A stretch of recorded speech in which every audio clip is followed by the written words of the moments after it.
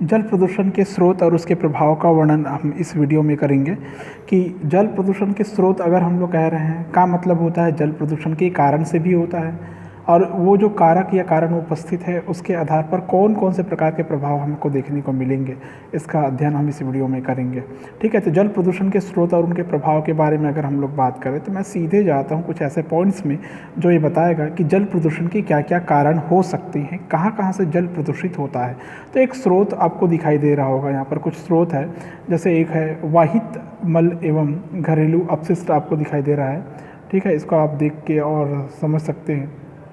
घरेलू एवं वाहित अपशिष्ट, घरेलू अपशिष्ट कहने का मतलब होता है सीवेज एंड डोमेस्टिक वेस्ट। घर से निकलने वाले जो पानी है, चाहे वो गंदे पानी के रूप में हो चाहे स्वच्छ जल के रूप में हो, आपके घर से अगर निकल रहा है तो वो वाहित मल या घरेलू अपशिष्ट के रूप में आएगा।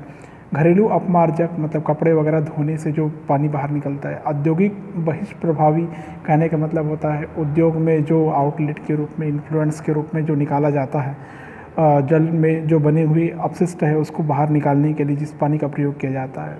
पेस्टिसाइड्स पीड़कनाशी पानी में मिल जाता है खेतों में उपयोग करने की वजह से। उर्वरक फर्टिलाइज़र भी पानी में मिल जाता है और उसमें कई प्रकार के कंपोनेंट या अवयव होते हैं। एक होता है तापीय प्रदूषक होता है, मतलब जितने भी प्रकार के हाइड्रो इलेक्ट्रिक सेंटर होता है, थर्मल पावर हाउस होता है, वहाँ पर कई प्रकार के मिनरल्स, खनिज लवण जो अनावश्यक होते हैं वो कई प्रकार के हाइड्रोकार्बन, पेट्रोलियम उत्पाद, भारी उत्पाद, कीटनाशी, कवकनाशी इत्यादि उसमें एक साथ मिल जाता है। कई प्रकार के chloride, carbonate, bicarbonate, sodium, magnesium के सल्फेट और उसके सिलिकेट्स जल में मिल जाते हैं। तेल रिसाव के कारण पानी भी प्रदूषित होता है। तो ये कुछ स्रोत हुआ, ठीक है, जो जल को प्रदूषित करने वाले हैं।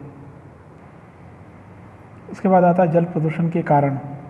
कारण क्या हो सकता है, देखिए, वाहित मल और घरेलू अपशिष्ट एक कारण होता है। वाहित मल और घरेलू अपशिष्ट में आप लोग जानते हैं कि हम लोग जो घर में कई प्रकार की एक्टिविटी करते हैं पानी की सहायता से, उसमें कई प्रकार के मिनरल, खनिज लवण और कार्बनिक पदार्थ पाए जाते हैं। ठीक है, हम ये कहें कि जो वाहित मल होता है दूसरे शब्दों में, तो उसमें जो प्रदूषित होंगे वो मानव मल के रूप में हो सकता है, जंतु अपशिष्ट के रूप में हो सकता है, कई प्रकार के कार्बोहाइड्रेट, यूरिया हो सकता है, कार्बनिक लवण में सोडियम, पोटेशियम, कैल्शियम के फास्फेट, नाइट्रेट्स हो सकते हैं, क्लोराइड, आयन के रूप में हो सकते हैं। शहरों से निकला मलमूत्र, कूड़ा करकट भूमिगत नलियों द्वारा जलाशयों, नदियों, झीलों, समुद्रों में मिला दिया जाता है। इन पदार्थों में ammonia, carbon monoxide, carbon dioxide, nitrite, sulphide आदि जल में मिल जाते हैं, इसे प्रदूषित करते हैं। ठीक है, तो ये कुछ कार्बनिक अकार्बनिक पदार्थ है वाहित मल में जो घुला हुआ रहता है। इसके कुछ हानिकारक प्रभाव हमको देखने को मिलते हैं। इसके अलावा इसके कारण कई प्रकार के रोगजनक जीवाणु, विषाणु, प्रोटोजोवन, साल्मोनेला टाइफी, टाइफाइड जैसे बैसिलरी की डिसेंट्री वाले रोग हो सकते हैं। वाहित मल से बहुत से कृमियों, अंडाणु और लार्वा की उपस्थिति होती है वाहित मल में, जो मनुष्य में पैरासाइट की भांति काम करते हैं, रहते हैं। इसमें घुलित ऑक्सीजन की मात्रा में कमी आ जाती है, जिसके कारण जलीय पौधों और जंतुओं पर हानिकारक प्रभाव पड़ता है। दुर्गंध आती है ऑक्सीजन की कमी के कारण पानी से। वाहित मल में जल में मिलकर शैवालों की वृद्धि को प्रेरित करते हैं। वाटर ब्लूम्स का निर्माण कर देते हैं जल की सतह पर। शैवाल की मृत्यु हो जाती है, अपघटन होने से उसमें गैस की मात्रा में वृद्धि हो जाती है। फिर आता है कई घरेलू अपमार्जक, डोमेस्टिक डिटर्जेंट्स। घरेलू अपमार्जक जो हम कपड़ा धुलाई के लिए साबुन और डिटर्जेंट या निरमा वगैरह का यूज़ करते हो, इस्तेमाल करते हो, उसमें कई प्रकार के फास्फेट, नाइट्रेट, अमोनिया की यौगिक, एल्किन, बेंजीन सल्फोनेट इत्यादि मिलकर उसे प्रदूषित कर सकते हैं। ये सभी हमको डिटर्जेंट में मिलता है। एबीएस अम्लीकरण होने के कारण जल में एकत्र होने वाले जीवमंडल को प्रभावित करता है। फास्फोरस नाइट्रेट जल में शैवालों की वृद्धि को प्रेरित करता है। लगातार इसकी प्रेरित होने के कारण शैवाल की मृत्यु के बाद अपघटन होता है। अपघटन होने से जल में दुर्गंध होती है, ऑक्सीजन की कमी हो जाती है। औद्योगिक बहिष्प्रभावी मतलब उद्योग धंधों से कल कारखानों से कच्चे माल के उपयोग के बाद जो बचा रहता है अपशिष्ट, उसको नदी की सहायता से खुले स्थानों पर छोड़ दिया जाता है। उसमें कई प्रकार के पारा, तांबा, दस्ता, अम्ल, क्षार, फिनॉल, साइनाइड, फेरस लवण, सल्फाइड इत्यादि के विषैले जो पदार्थ है सभी पानी में मिल जाता है, जो पानी के स्रोत के पास पहुंचकर पानी को दुष्प्रभावित कर देता है और उससे कई प्रकार के रोग व्याधि जानवरों को देखने को मिलती है, पेड़ पौधों को देखने को मिलती है। ठीक है, इसके हानिकारक प्रभाव कुछ इस प्रकार से होते हैं, जैसे मेथिल मर्केप्टान है, ये मेथिल मर्केप्टान और पेंटाक्लोरोफिनॉल, इसके प्रभाव से जल में सूर्य की प्रकाश अंदर तक नहीं पहुंच पाती, प्रकाश संश्लेषण की दर में कमी हो जाती है। जल में पारे की मात्रा में वृद्धि होने से जलीय जीवों में घातक रोग उत्पन्न होता है, जैसे मिनी माता बोलते हैं। औद्योगिक बहिष्प्रभावी, जिसमें आर्सेनिक, लेड और साइनाइड आदि पाए जाते हैं, तंत्रिका तंत्र को प्रभावित करते हैं। कॉपर, जिंक आदि के कारण उल्टी, हाइपरटेंशन, यूरेमिया जैसे रोग हो जाते हैं।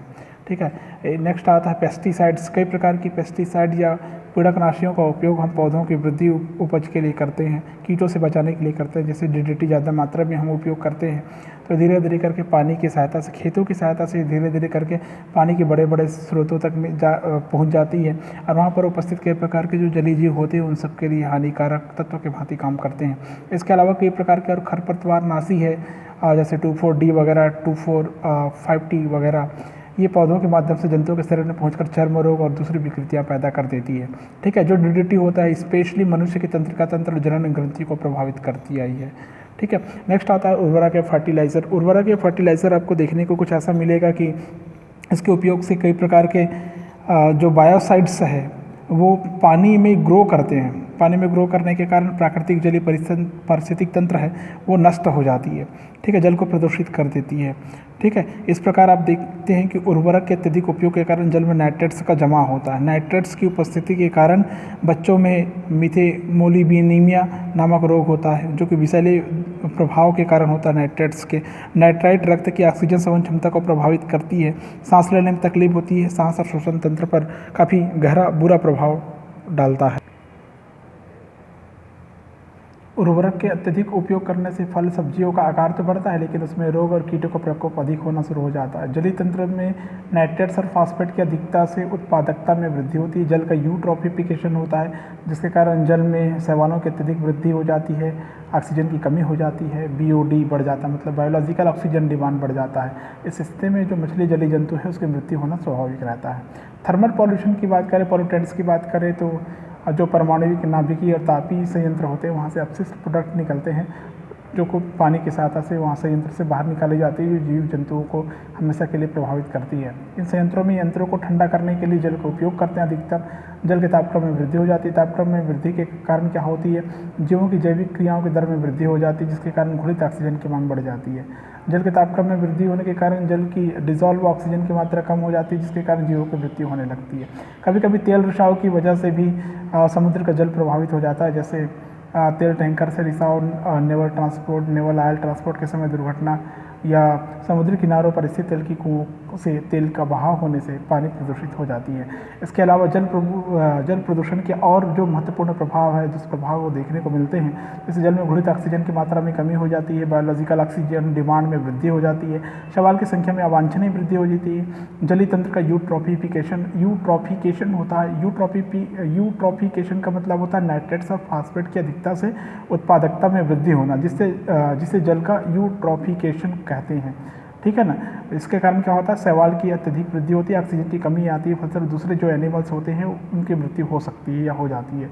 जलीय बायोटा का अन्यत्र चले जाना, जल के भौतिक और रासायनिक गुणों में परिवर्तन आना, जल में गैसों की विलेयता में कमी आना, जल में रोगजनक जीवों की सक्रियता में वृद्धि होना, जिसके कारण जलीय जंतुओं में विभिन्न प्रकार के रोग उत्पन्न हो जाते हैं। तो ये था जल प्रदूषण के स्रोत या कारण और उसके प्रभाव।